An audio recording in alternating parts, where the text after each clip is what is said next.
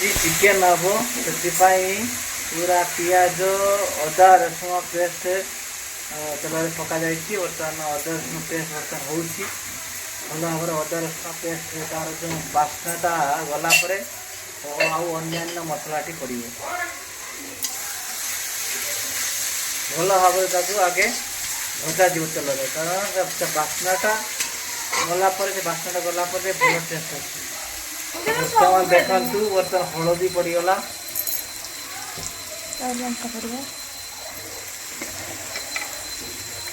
तापर बर्तमान लंका पड़ो भल भाव मिक्सिंग कर। बर्तमान टमाटो पड़ जाइए। बर्तमान चिकेन मसला पड़ो